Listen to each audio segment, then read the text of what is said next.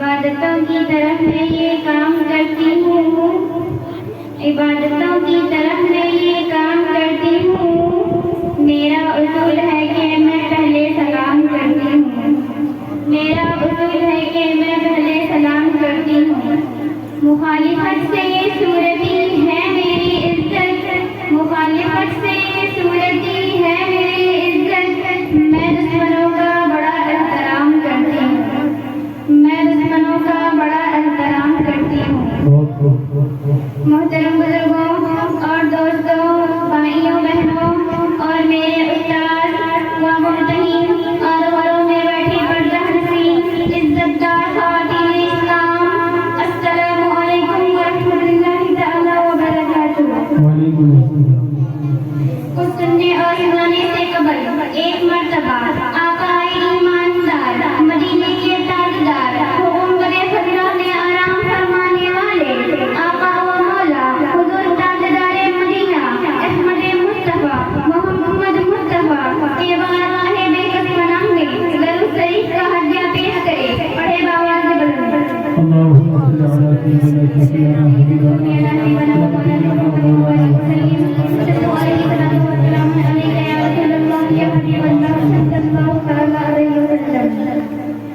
کس کی مجاز جو میرے نبی کی مثال دے،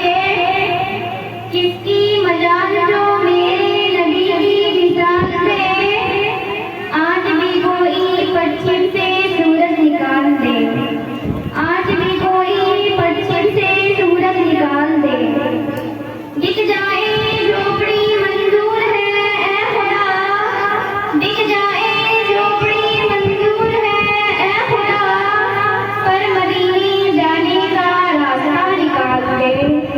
پر مدینے جانے کا راستہ نکال دے۔ اے اولادو، اپنے والدین سے خون نہ کہنا